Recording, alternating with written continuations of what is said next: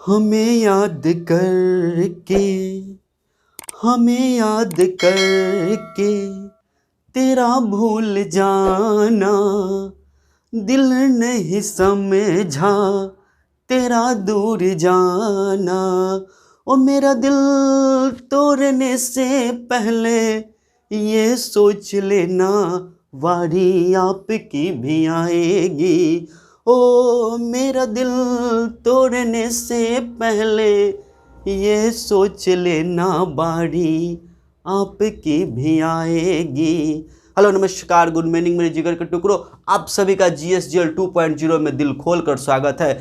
ऐ मेरे दोस्त, मैं अभी बिहार बीएड और SSC MTS से संबंधित जो भी इम्पोर्टेंट टॉपिक है उस पर लगातार बैक टू बैक वीडियो बनाने की कोशिश कर रहा हूं, जिसके अंतर्गत आज जो है मेरा इंडियन कॉन्स्टिट्यूशन यानी भारतीय संविधान से संबंधित यह मेरा दूसरा वीडियो है। यह दोस्तों भारतीय संविधान का यह मेरा जो है दूसरा वीडियो है, जिसमें मैं अभी टॉपिक जो मेरा चल रहा है वह मौलिक अधिकार से संबंधित टॉपिक चल रहा है। जी दोस्तों, मौलिक अधिकार के बारे में मैंने पिछले वीडियो में भी बताया था। यह USA के संविधान से लिया गया है और यह संविधान के भाग 3 में वर्णित है।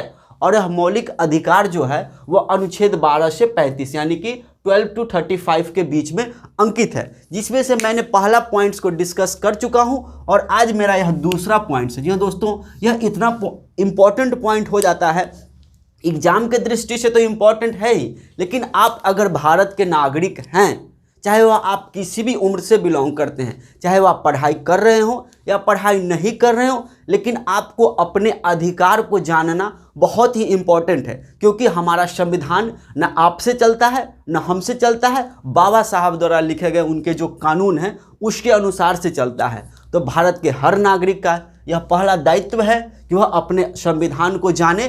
परीक्षा तो एक उम्र है, एक माध्यम है जिसके माध्यम से हमें नौकरी मिलती है, लेकिन संविधान को समझना हर भारतीयों का दायित्व बनता है। तो दोस्तों, मैं इसी के अंतर्गत मैं स्वतंत्रता का अधिकार, जी दोस्तों, राइट टू फ्रीडम, जी दोस्तों, राइट टू फ्रीडम यानी मौलिक अधिकार के अंतर्गत आज हमारा दूसरा क्लास है, जिसमें हमें स्वतंत्रता के अधिकार के बारे में पढ़ना है। और यह जो अधिकार है वह अनुच्छेद 19 से लेकर 22 के बीच में वर्णित है। अनुच्छेद की बात आई तो मैंने आपको पिछले वीडियो में भी बताया था, जो टोटल जो है 395 अनुच्छेद हमारे संविधान में वर्णित है, जिसे हमें एक एक करके सारे अनुच्छेद को मैं पूरे अच्छे से डिस्कस करूंगा और आपके दिमाग में यह सेट हो जाएगा और आपको पता भी नहीं चलेगा और एग्जाम में आप उस क्वेश्चन को गर्दा उड़ा दीजिएगा।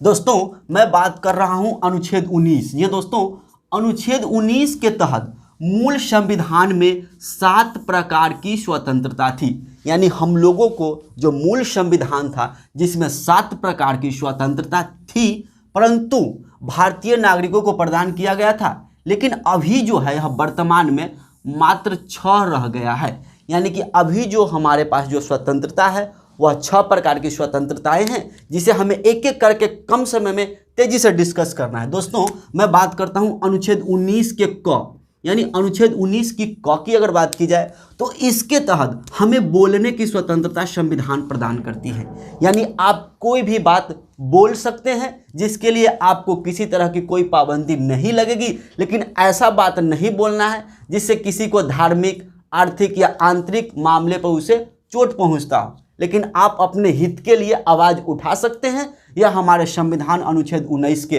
क में वर्णित है। इसके अलावा प्रेस की स्वतंत्रता, जी दोस्तों, प्रेस की स्वतंत्रता, यह भी कई बार क्वेश्चन एग्जाम में आ चुके हैं। यानी जो प्रेस होते हैं, मीडिया वाले होते हैं, वो आप लोग देखते होंगे हमेशा किसी से कोई भी क्वेश्चन पूछ लेते हैं तो उन्हें यह अधिकार संविधान देती है कि वह किसी भी व्यक्ति से किसी भी प्रकार के कोई भी क्वेश्चन पूछ सकते हैं, उनके निजी लाइफ को छोड़कर। दोस्तों, मैं अगर बात करूं अनुच्छेद 19 के ख, और मैं आपको बता दूं यही 19 के क के तहत हम लोग जो मोबाइल, यानी मोबाइल में जो इंटरनेट यूज़ करते हैं, मोबाइल वाला इंटरनेट जो यूज करते हैं, यानी फ्री में जो 1.5 GB डाटा लिमिट जो रोज़ रोज़ हम लोग एक्सपेंड करते हैं, खर्च करते हैं, वह भी ये 19 के क के तहत ही दिया गया है। लेकिन ये जो 19 के क की जो स्वतंत्रता है कभी कभी हम लोगों से छीन ली जाती है। जैसे किसी तरह के कोई एरिया में अगर जो है कोई ऐसा घटना घट जाता है जिससे मोबाइल के माध्यम से सरकार को लगती है कि इससे जो है भ्रष्टाचार या इस घटना पर कंट्रोल नहीं किया जा सकता, तो उस इलाके के मोबाइल का जो इंटरनेट होता है वो व्यवस्था को ठप कर दी जाती है।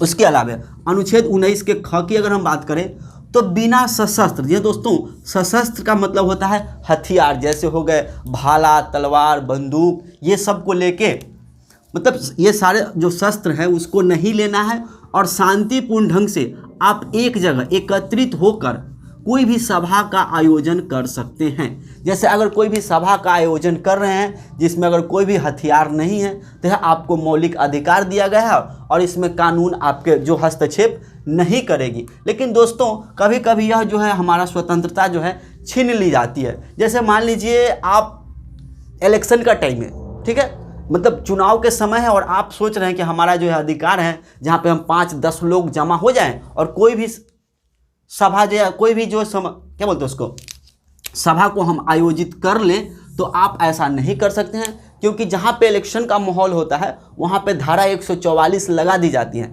जहाँ आप दो तो क्या एक से अधिक लोग खड़े भी नहीं हो सकते हैं। तो यहाँ भी हम मौलिक अधिकार छीन ली जाती है, जिसे आप लोगों के लिए जानना बहुत बेहद इंपॉर्टेंट था। अब आता है अनुच्छेद 19 के ग। जी दोस्तों, अनुच्छेद 19 के ग का मतलब है संस्था अथवा संघ बनाने की स्वतंत्रता।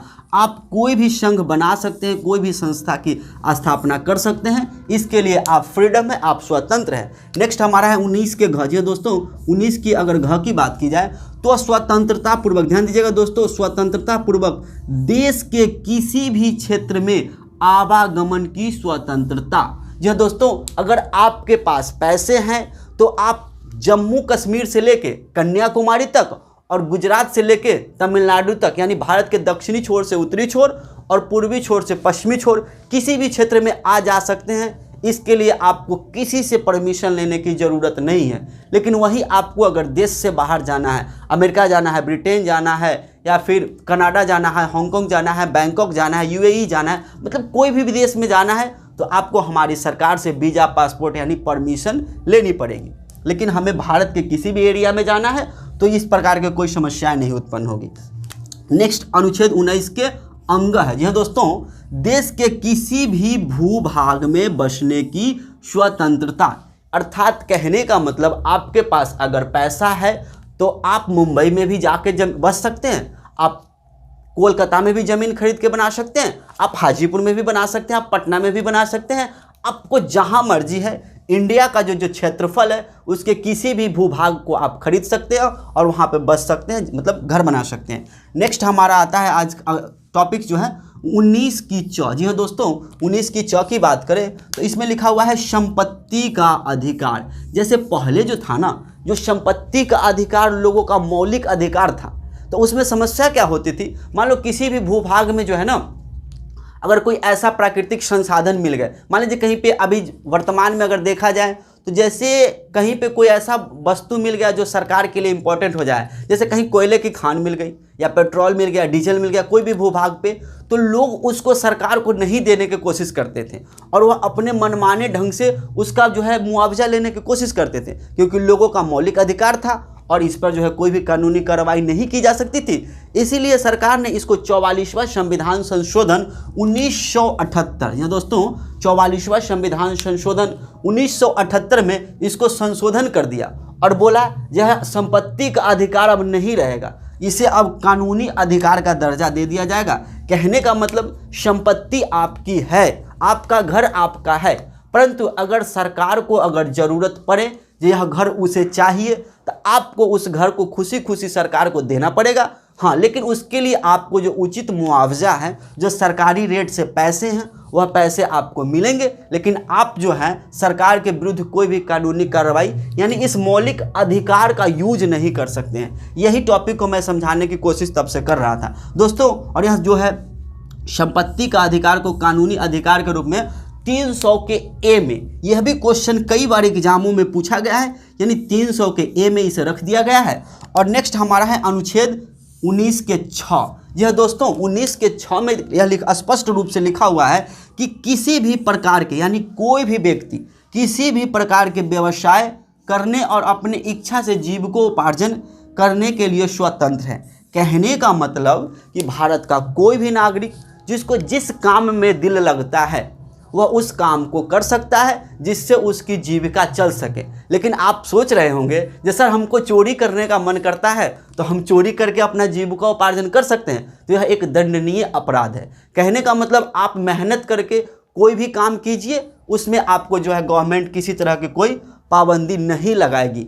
तो आज का मेरा यह टॉपिक जो है यहीं पे समाप्त हो रहा है और मैं जल्द ही इसका अगला पार्ट लेके आप लोगों के बीच बहुत जल्द उपस्थित होने वाला हूं। तब तक के लिए थैंक यू। जय हिंद।